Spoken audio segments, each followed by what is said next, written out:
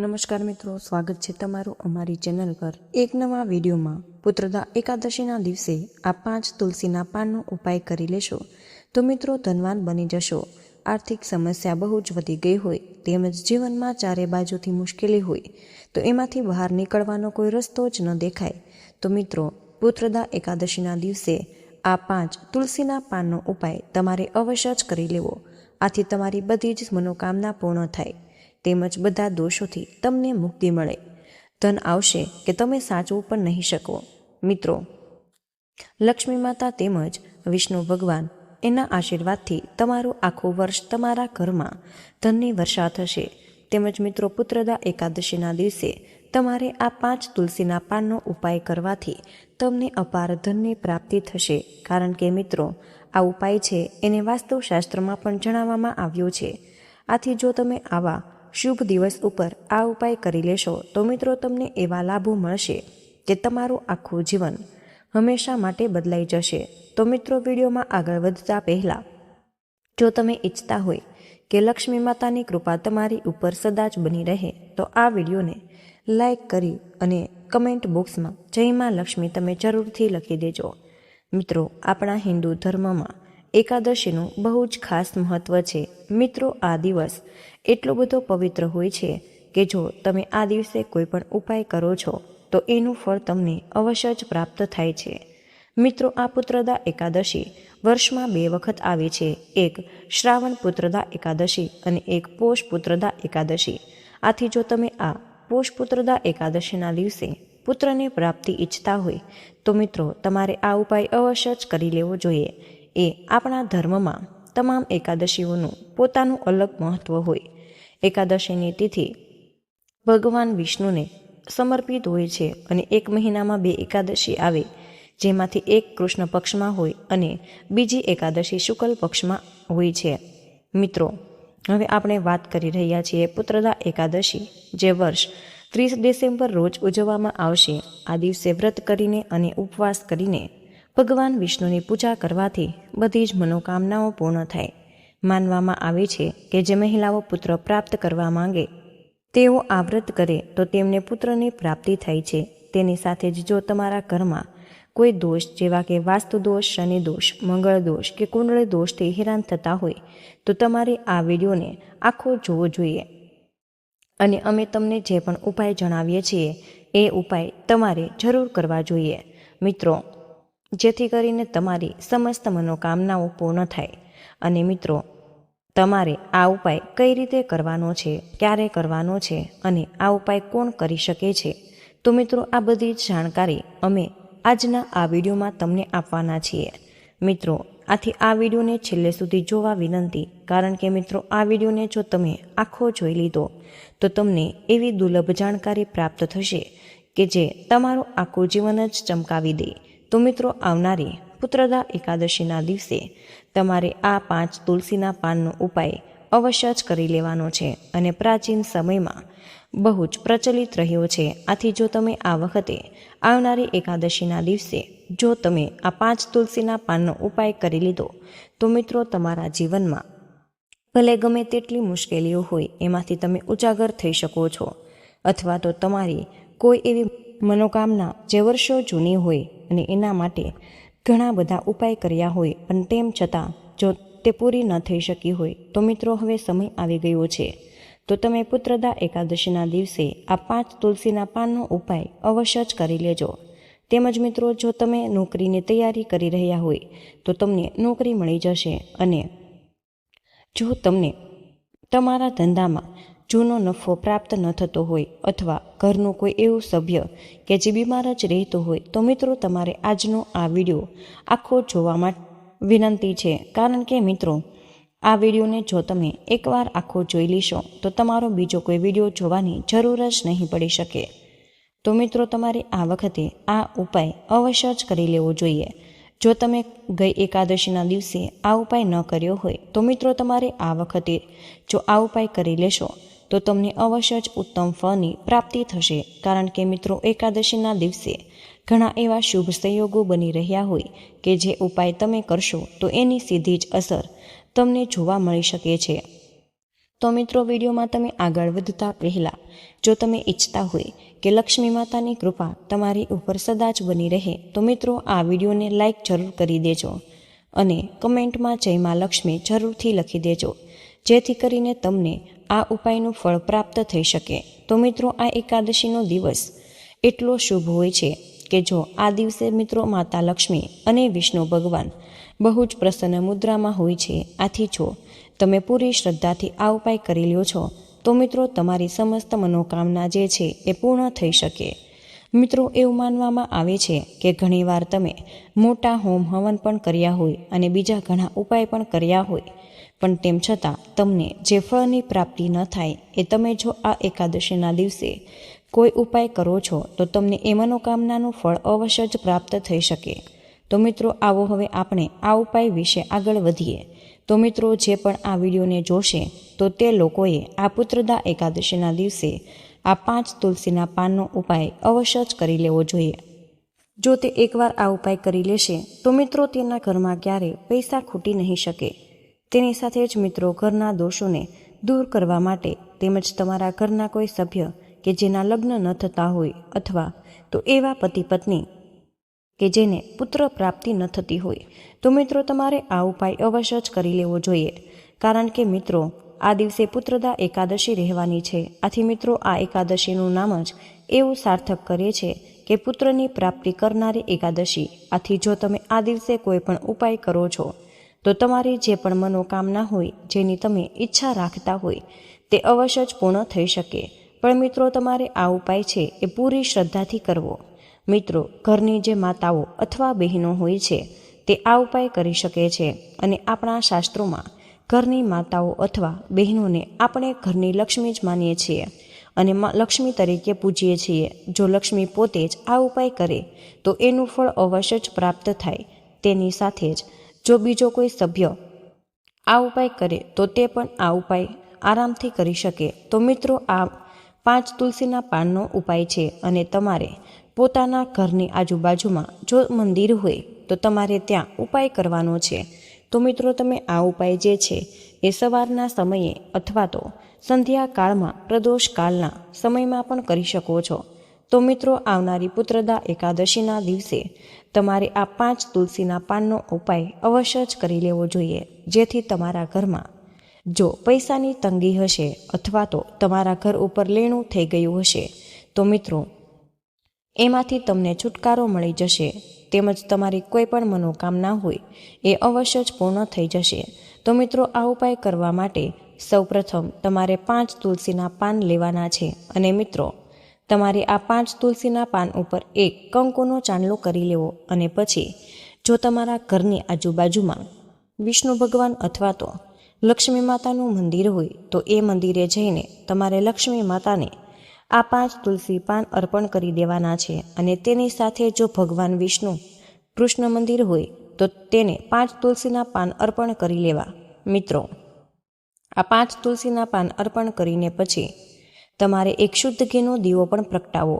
જો શુદ્ધ ઘી ન હોય તો મિત્રો તમે સરસવના તેલનો દીવો પણ પ્રગટાવી શકો છો. મિત્રો આ 5 તુલસીના પાન જે હોય એ શ્રીહરિ વિષ્ણુ ભગવાનને બહુ જ પસંદ હોય. તેની સાથે જ મિત્રો તુલસીમાં માતા છે એને ભગવાન વિષ્ણુની પત્ની માનવામાં આવ્યા છે. આથી મિત્રો તુલસીની સાથે જોડાયેલા ઉપાય જો તમે વિષ્ણુ ભગવાન તેમજ લક્ષ્મી માતાની સામે કરો છો તો તમારી મનોકામના અવશ્ય જ પૂર્ણ થાય.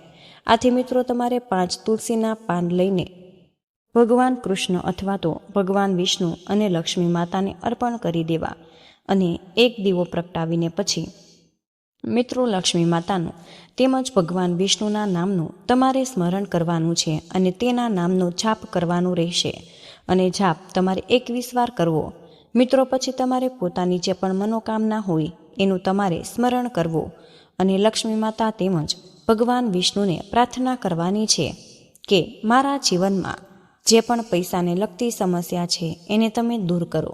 મિત્રો તમને એક પુત્રની કામના હોય તો તમારે એની પણ પ્રાર્થના કરવી અને બીજી કોઈ પણ પ્રકારની સમસ્યા હોય તો તેની પણ તમે પ્રાર્થના કરી શકો છો.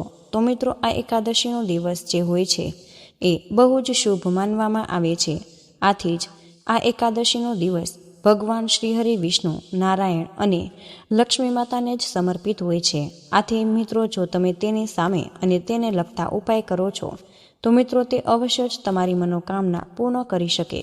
આથી જો તમે આવનારી 30 ડિસેમ્બર પુત્રદા એકાદશીના દિવસે સવારે મંદિરમાં તમે આ 5 તુલસીના પાનનો ઉપાય કરી લેશો તો મિત્રો તમારા જીવનની બધી જ સમસ્યામાંથી તમને છુટકારો મળી જશે.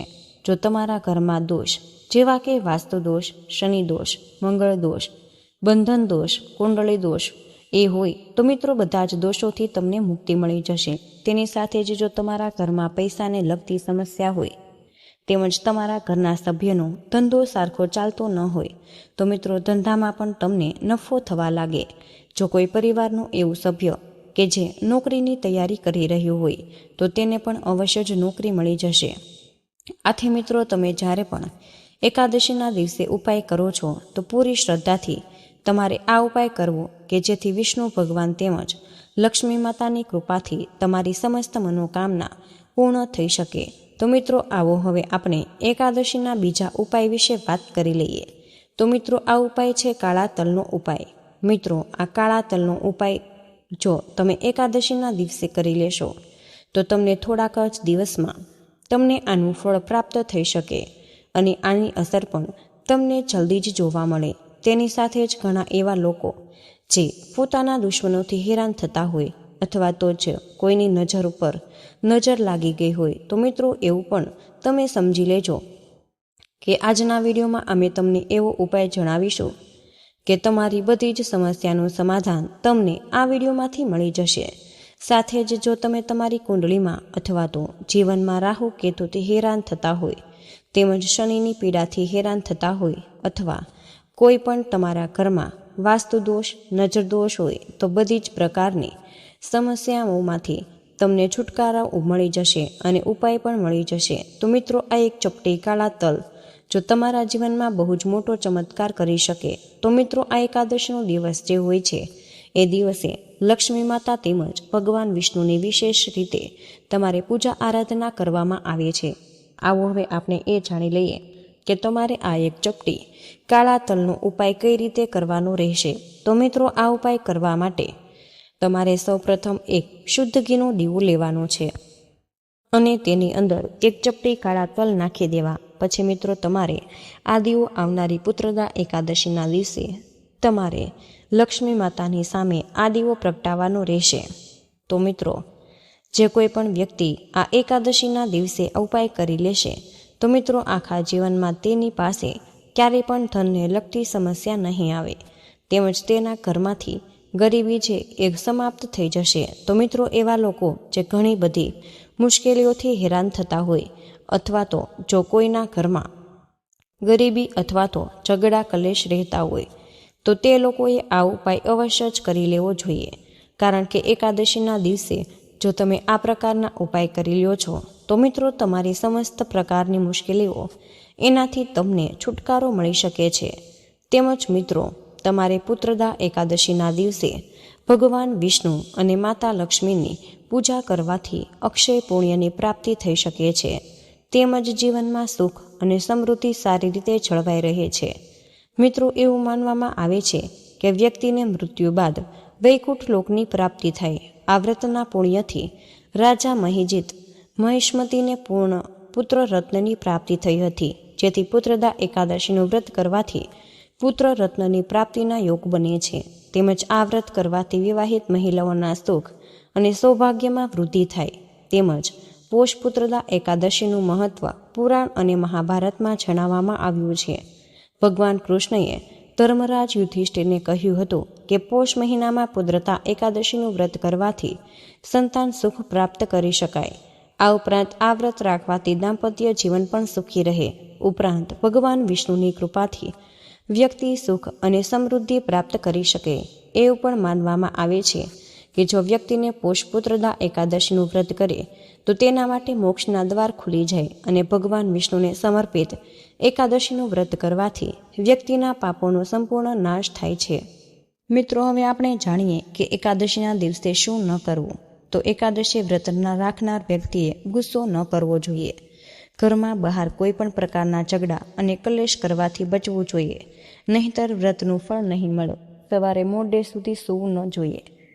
કોઈ પણ પ્રકારનો નશો ન કરવો જોઈએ. વ્રત કરનાર વ્યક્તિએ ખોટું બિલકુલ બોલવું ન જોઈએ અને ખોટા કાર્યથી દૂર રહેવું. તો હવે જાણીએ કે એકાદશીના દિવસે શું કરવું જોઈએ.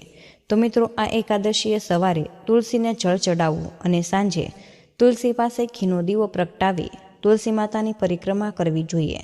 ભગવાન વિષ્ણુને ખીર, પીળા ફળ અને પીળા રંગની મીઠાઈઓનો ભોગ ચડાવવો જોઈએ. અને આ દિવસે દક્ષિણાવતી શંખમાં ગંગાજળ ભરીને તમારે તેનાથી ભગવાન વિષ્ણુનો અભિષેક કરવો. કોઈ પણ મંદિરમાં જઈને ઘઉં કે ચોખાનું દાન કરવું જોઈએ. ભગવાન વિષ્ણુને પીળા વસ્ત્રો અને તુલસીની માળા ચડાવવી જોઈએ. આ ઉપરાંત પોષ પુત્રદા એકાદશીના દિવસે સંતાન પ્રાપ્તિ માટે સંત ગોપાલ મંત્રનો જાપ કરવો જોઈએ. આ સાથે ભગવાન કૃષ્ણની પચોપચાર પદ્ધતિથી પૂજા કરવી. આમ કરવાથી સાધકની તમામ મનોકામના પૂર્ણ થાય છે. તો મિત્રો, બાળકના સુખ અને સૌભાગ્ય માટે પોષ પુત્રદા એકાદશીના દિવસે ભગવાન વિષ્ણુની પૂજા કરવી જોઈએ અને તેની સાથે જ સૌભાગ્ય માટે દુર્ગાબીસા યંત્ર લઈને બાળકને આપવું જોઈએ અને તે દુર્ગાબીસા યંત્રને મંદિરમાં રાખવું જોઈએ. તેમજ જો તમે તમારા જીવનમાં સફળતા મેળવવા માંગતા હોય તો તમારે પોષ પુત્રદા એકાદશીના દિવસે તમારા ગળામાં 5 મુખી રુદ્રાક્ષ ધારણ કરવો જોઈએ અને તેને ગળામાં પહેરવાથી જીવનમાં સફળતા મળે છે. અને પોષ પુત્રદા એકાદશીના દિવસે તમારે ભગવાન વિષ્ણુના મંત્રનો 108 વાર જાપ કરવો અને ઓમ નમો ભગવતે નારાયણ મંત્રનો તમારે જાપ કરવાથી બાળકોનો સહયોગ પ્રાપ્ત થાય. આ સાથે બાળકની પ્રગતિ પણ થાય છે. તો મિત્રો, આજનો આ વિડીયો અમે અહીં જ પૂર્ણ કરીએ છીએ. આજની આ માહિતી પસંદ આવી હોય તો વિડીયોને લાઈક અને તમારા મિત્રો સાથે શેર કરજો.